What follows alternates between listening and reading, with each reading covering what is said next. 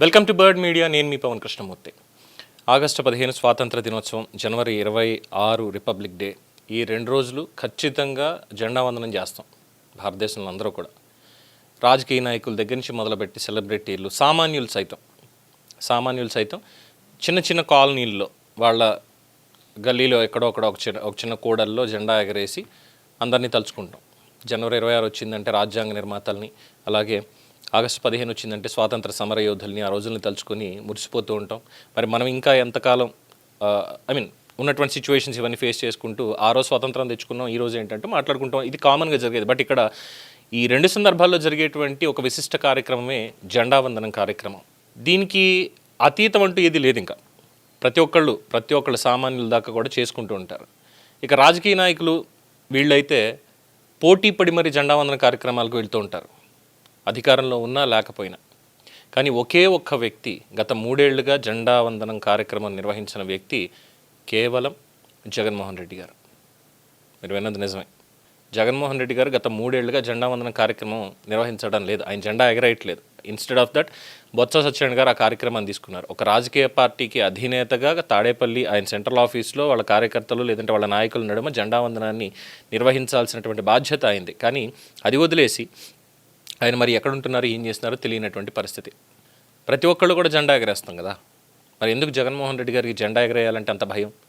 5 ఏళ్ల పాటు ఇందిరాగాంధీ మున్సిపల్ స్టేడియంలో ముఖ్యమంత్రిగా అధికారిక హోదాలో జెండా ఎగరేసిన ఆయన మరి ఈరోజు ఒక ఎమ్మెల్యే, ఆయన నియోజకవర్గంలోనైనా సరే ఒక ఎమ్మెల్యేగా జెండా వందనం కార్యక్రమం నిర్వహించి తీరాలి కలెక్టరేట్లో.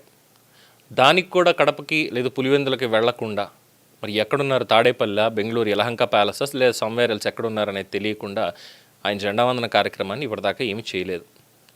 ఇక వైఎస్ఆర్సీపీ పార్టీ కార్యాలయంలో బొత్స సత్యనారాయణ గారి ఆధ్వర్యంలో జెండా కార్యక్రమం జరిగింది. మరి ఎందుకు జగన్మోహన్ రెడ్డి గారు ఇది చేయడం లేదు?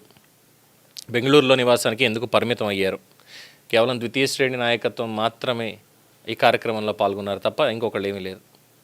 అంటే ఒక ఎమ్మెల్యేగా ఉన్నారుగా, పూర్తిగా పదవి కూడా లేదు అంటే అవమాన భారం ఏదైనా అనుకోవచ్చు. ఎమ్మెల్యేగా ఉన్నారుగా, అధికారంలోనే ఉన్నారుగా, మరి దాని పరంగా ఎందుకు చేయలేదు? ఎందుకంటే చిన్న ఎగ్జాంపుల్ చెప్పాలి ఇక్కడ, అవసరం లేకపోయినా.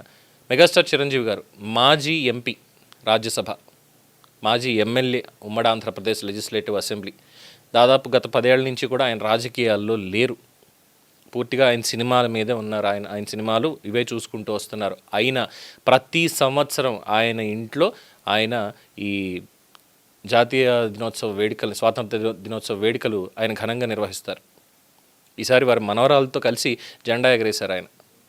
అరే, ఎటువంటి పదవి లేనటువంటి ఆయనే జెండా వందనం కార్యక్రమంలో పాల్గొంటే ఒక ప్రజాప్రతినిధిగా ఉండి పులివెందుల ఎమ్మెల్యేగా ఉండి మాజీ ముఖ్యమంత్రి ట్యాగ్ ఉండి జగన్మోహన్ రెడ్డి గారు ఎందుకు? అంటే లాస్ట్ టైం ఎప్పుడు అన్నారు, what kind of country we are living in అని. అంటే భారతదేశం కూడా ఆయనకి నచ్చలేదేమో, అందుకని చెప్పి జెండా ఎగరడం మానేశారేమో. అధికారం ఉంటేనే నాకు ఏదైనా జెండా ఎగరేస్తాను అనేటువంటి ఒక సమాజానికి మెసేజ్ ఇస్తున్నారేమో అనుకోవాలి. ఏం చెప్పాలి ఇంకా? అలాగే ఇంకొక కామెంట్ కూడా చూసాను ఏంటంటే, కేసీఆర్ గారు కూడా జెండా వందన కార్యక్రమంలో పాల్గొనలేదు అన్నటువంటిది కూడా చెప్తున్నారు. మరి అది ఎంతవరకు నిజం అనేది. ఎందుకంటే లాస్ట్ ఇయర్ ఆయన బీఆర్ఎస్ కార్యాలయంలోనూ సమ్వేర్ జెండా కార్యక్రమంలో పాల్గొన్నారు అన్నటువంటి వార్తలు కూడా వచ్చాయి. బట్ ఇప్పుడు చూస్తేనేమో ఏమీ లేదు. బట్ జగన్మోహన్ రెడ్డి గారి గురించి పొద్దునుంచి వస్తుంది, కనీసం ఈరోజు హలో ఇండియా అని ఏమైనా చెప్తారు అంటే అది కూడా ఏం లేకుండా ఖాళీగానే ఉన్నట్టు పరిస్థితి.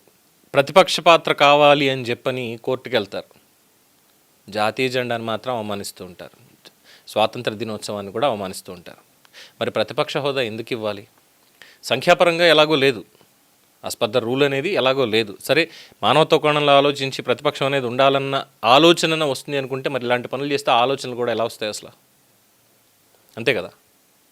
సో జెండా ఎగరేయని బట్టి ఏకైక రాజకీయ నాయకుడిగా ప్రస్తుతానికి ఆంధ్రప్రదేశ్లో ఆయన మిగిలిపోయారు. దీని మీద మీ అభిప్రాయం తెలియచేయండి. చూస్తూనే ఉండండి ది బర్డ్ మీడియా. ఈ వీడియో మీకు నచ్చినట్లయితే లైక్ చేయండి, షేర్ చేయండి, సబ్స్క్రైబ్ చేయండి.